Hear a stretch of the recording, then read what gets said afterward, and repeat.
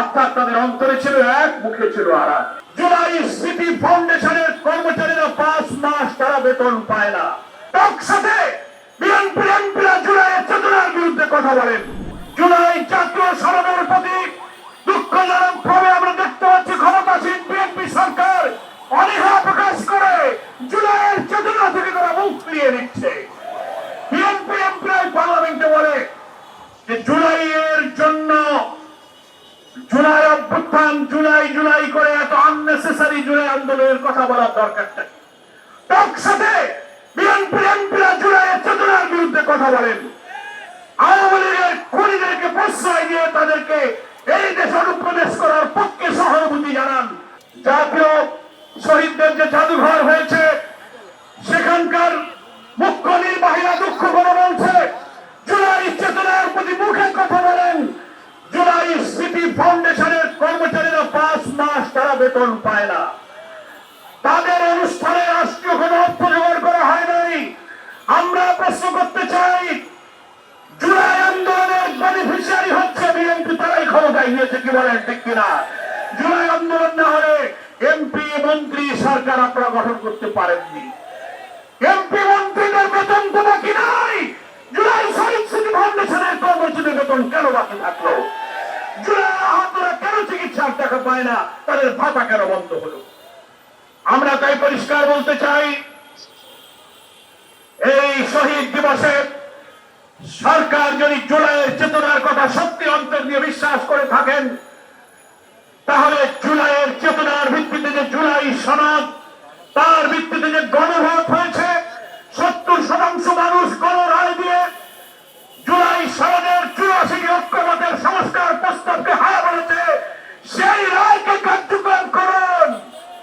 কিন্তু আমরা দেখতে পাচ্ছি সুকৌশলে বিএনপি জুলাই সনদের সংস্কার প্রস্তাবকে এড়ানোর জন্য মৌলিক সাংবিধানিক পরিবর্তনের গুরুত্বপূর্ণ ব্যাপারে তাদের ভিন্ন ভাবকে কাজে লাগিয়ে গুরুত্বপূর্ণ সংস্কার আনার জন্য পার্লামেন্টে তারা সংস্কার বাদ দিয়ে জুলাই সনদের ভিত্তিতে একটা সংবিধান সংশোধনের প্রস্তাব এনেছেন। বিরোধী দলের সকল এমপি, বিরোধী দলীয় নেতা ডক্টর শফিকুর রহমান জাতীয় সংসদের সংস্কার বাদ দিয়ে সংশোধনের নামে জুলাইয়ের চেতনা এড়িয়ে যাওয়ার এই প্রস্তাবকে প্রত্যাখ্যান করেছেন। পার্লামেন্টে 11 দলের এমপিরা এর বিরুদ্ধে বক্তব্য রেখেছেন এবং তারা ওয়াকআউট করেছেন। পরিষ্কার আজকে শহীদ দিবসে শহীদের রক্তস্নাত জুলাই আন্দোলনের 3য় বার্ষিকীতে আমরা বলতে চাই, জুলাইয়ের চেতনা থেকে সরে গিয়ে এই জুলাই সনদের ভিত্তিতে অনুষ্ঠিত গণভোট যেটা হয়েছিল, রাষ্ট্রপতির আদেশ সংবিধান সংস্কার পরিষদ গঠন করে অধিবেশন ডেকে সেখানে শপথ নিয়ে আপনারা এই সংস্কার কার্যক্রম সম্পন্ন করবেন। পার্লামেন্টে স্বরাষ্ট্রমন্ত্রী বলছেন এই সংস্কার পরিষদ সংবিধানে নাই, শপথ সংবিধানে নাই, গণভোট সংবিধানে নাই। আপনার রাজ্য করা উচিত।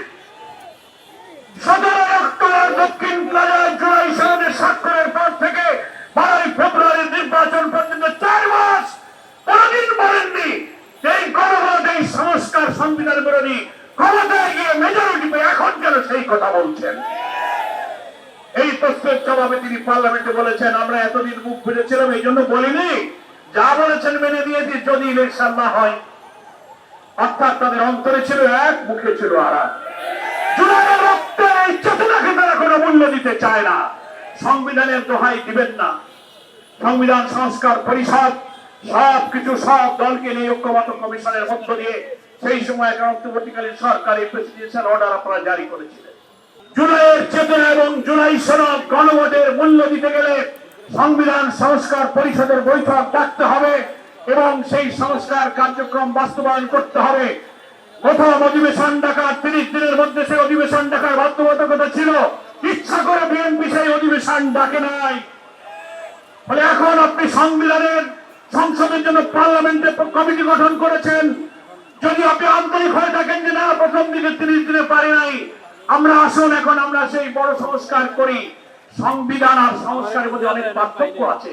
সংস্কার অর্থ হলো সংবিধানের রাষ্ট্রের সমস্ত